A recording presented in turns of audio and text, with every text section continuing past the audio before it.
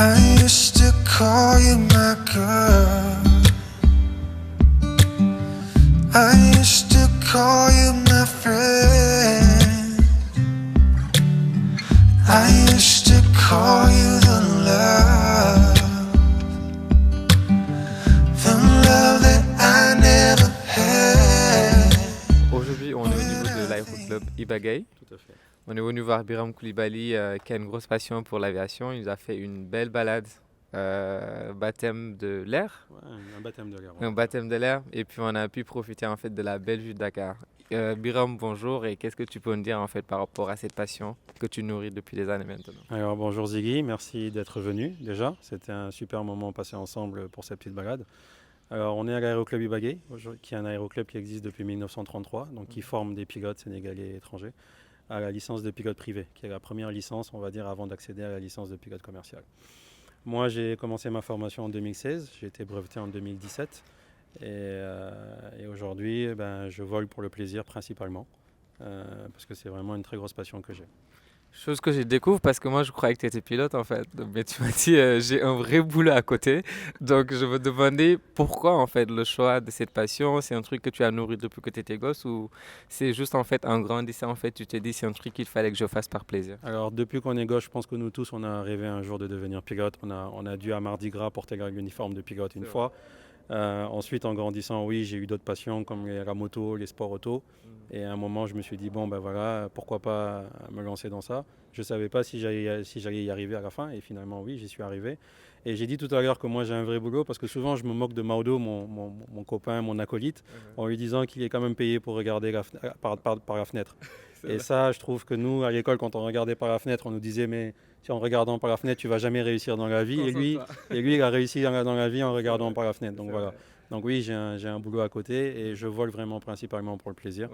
D'où aussi, c'est de là qu'est venue notre passion à Maudo et moi d'être de voler et d'aller à la conquête d'espaces inconnus, on va dire, de lieux inconnus et d'où est né Flightsen en fait, tout simplement. D'accord. Un beau projet en fait qui a vu le jour, je crois, il y a une année ou une année et demie. 2019. 2019.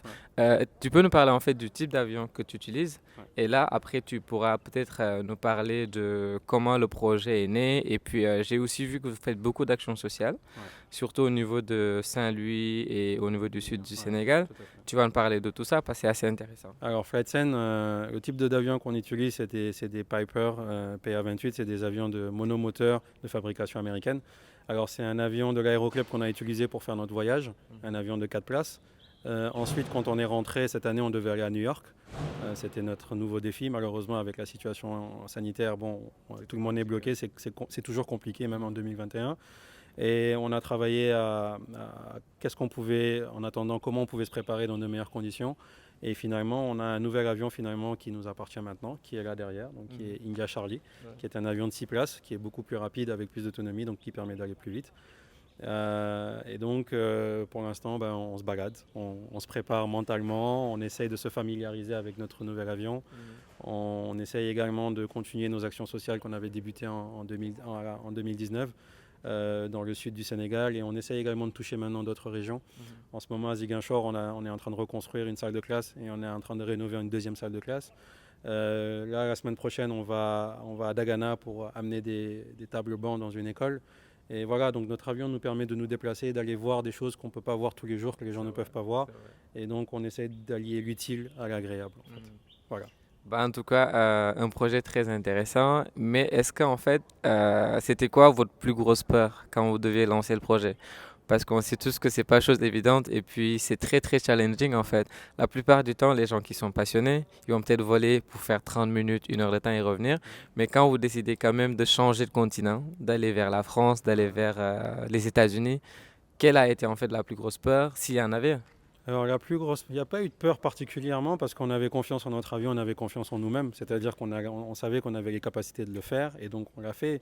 On va dire que notre plus grosse peur, c'était la vision des gens. Et quand je dis la vision des gens, c'est plus des Africains et des Sénégalais qui trouvaient ça hors du commun et qui pour eux tout de suite était dangereux.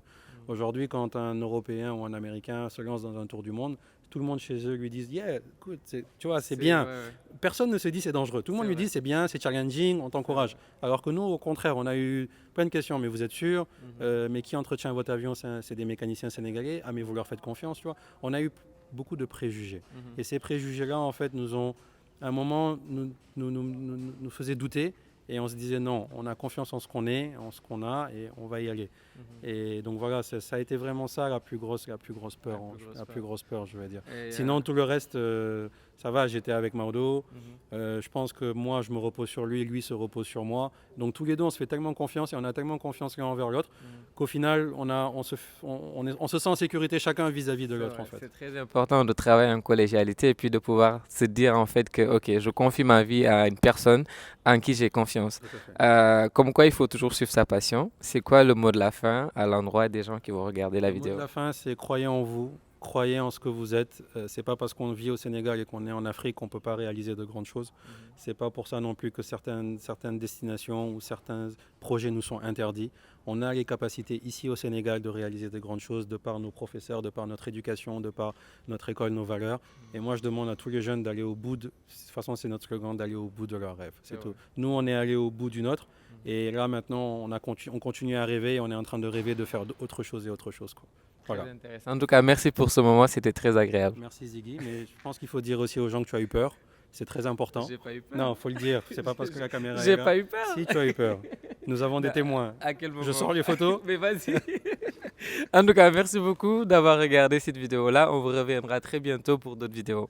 Restez connectés. Love that I never had. When I think of you, girl, I don't know what to do. When will I see you again? I miss you like crazy, even more than words can say. I miss you like crazy, every minute of every day.